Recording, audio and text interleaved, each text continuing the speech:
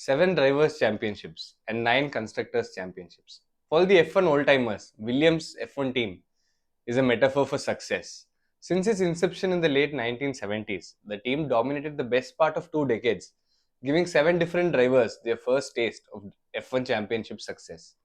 The dream that was begun by Sir Frank Williams and carried on by his daughter Claire Williams eventually hit a roadblock in the late 2010s when the team struggled to make a car worthy of even getting points, let alone win the championship. The team finished bottom of the constructor standings in 4 out of 5 years before US based firm Doralton Capital took over the team. Now, over the last 3 years, the team has had improving success rates, climbing up the ladder in the constructor standings, although they are still quite far off from winning a race.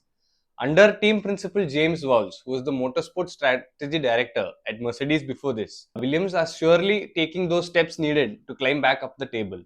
The Williams team principal spoke at length to Sportstar about his vision for the team and how he intends to take the team back to the top of the standings.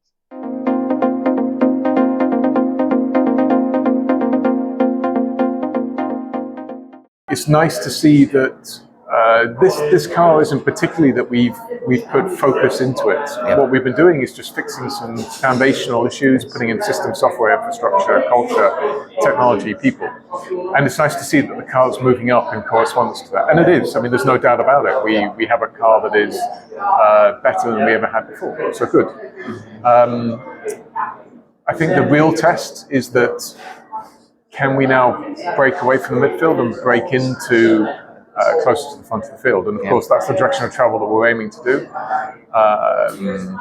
And watch this space. Yep. So far, so good.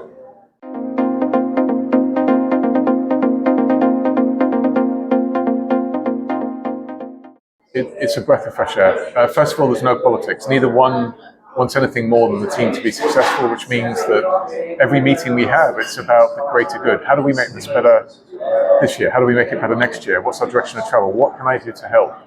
And it's even to the extent where last week they had time off. Both were on the phone to me going, how do I help? What do I need to do? So we had them involved in engineering meetings. Yeah. That's their choice. I didn't say you don't have to.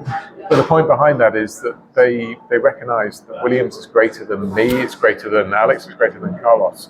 And they want all of us to be successful, all 1,000 people. And it's great to see that dedication that they're putting into the team.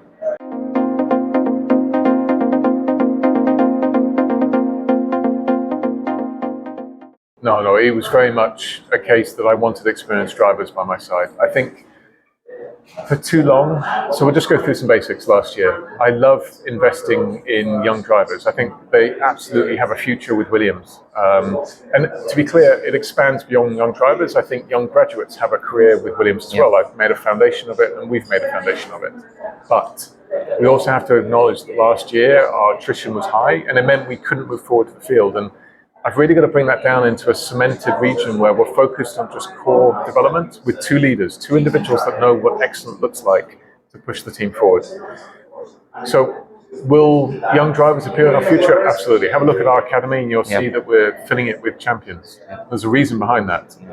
But for a few years, we've absolutely got to take stock and start developing this team into a championship material.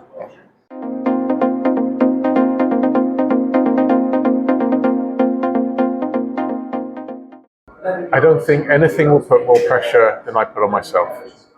That's probably the right way I'll describe it to you. The reason I'm here is because of our history. It's an incredible history. It's a team that, in my opinion, deserves to be back into winning ways. But no, it doesn't apply more pressure because, as I said, that's how I'm built. I want this team to be successful with all my heart, and I'll make it my career goal to do so. And that's more pressure than our legacy.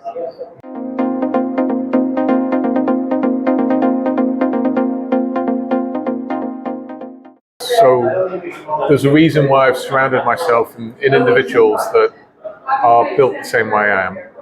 That goes from our board, to our drivers, to our senior management, to our leaders. Data has to be at the heart of what you're doing, because if you have someone going in a different direction, you can deviate away from what is good. So answering your question, it's not a coincidence that we've ended up with 2 drivers that are data driven.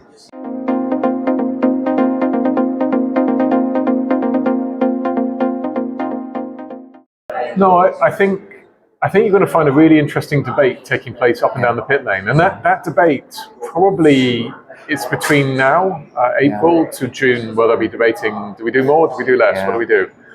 And you can see how it's going to trigger. There'll be some teams, like I think Ferrari came out and said, no, we have to fix these, otherwise our future will be poor. Red Bull, sorry, said that not long ago. I think Ferrari was sort of intonating it as well. There's some teams like ourselves that have been very clear that I love coming to Saudi and racing, but our future isn't racing for 8th, 9th, 7th. Our future is racing for championships, and to get there, we have to sacrifice. And our sacrifice will be this season. And a little bit, we're putting a lot of eggs into next year. Even then, you'll see we're doing sacrifices for the next few years to bring ourselves to where we need to be. So that debate will be a function of where you are fighting in this year's championship and how much you think you can gain or how much learning you think you can take through.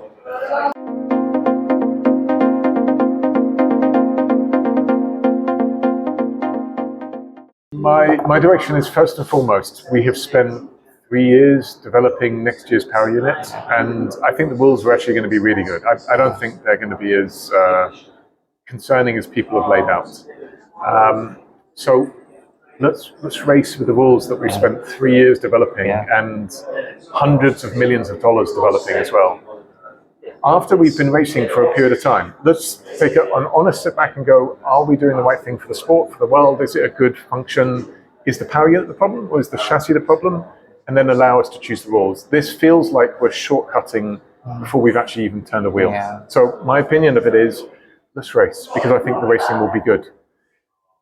Longer term, and by longer term I mean 2030, which is the end of the cycle. My opinion is this: Formula One should always be relevant to the world. And probably we've gone a little bit, so hybrid is relevant, but we've gone to extreme.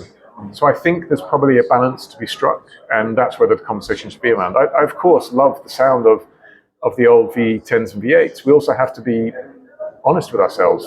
Car manufacturers aren't really running V10s anymore. Even Ferrari's moving to V6s. Why? Because it's road relevant, it's relevant to the environment, etc. So we need to have a relevance to that. I think what we were really asking for is, let's make sure we have a tone of the engine, a sound that has emotion to it. That's okay, we can set that as a goal.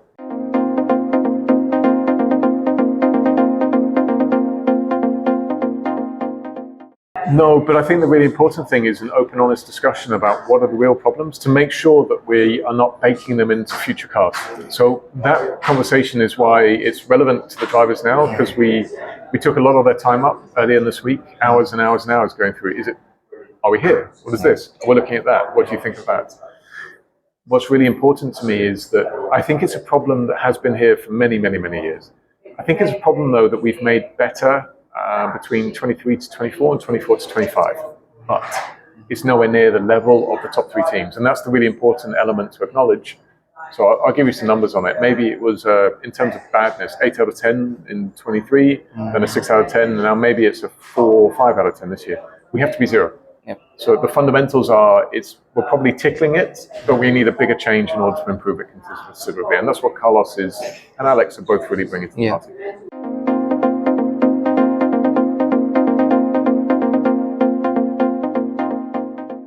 So I'll be as clear as this. Everything is about people. Everything. People and culture. Because the people and the culture, they create your infrastructure, they create your systems, they create your process, they create your communications. It always comes back to people. And the fast car is just an output from 1,000 people working really well together. And you're asking about infrastructure. One team, it's not me. I am not the reason why this team will be successful. My job is just to bring the right people together. Nor will it be Carlos, nor will it be Alex. It will be the combination of everyone that fits together in a perfect way. So that's number one. Number two behind that is that, and so it is everything. Number two is that it doesn't matter whether you work in communications or marketing or HR or finance. If you don't have a set of people pointing the right way, the team will not win a world championship. It is about all 1,000 people working together. And you may go, that doesn't sound right, it's a fast car. If your messaging is not aligned with what you're trying to do, you will be pointing the right way. If your finance isn't aligned to what you're doing and you're not working together cohesively to use every dollar of your budget, you won't get there. if your HR is not training the leaders of the future in the right way, and you're not bringing in your future generations, you will not win championships. Every single person matters.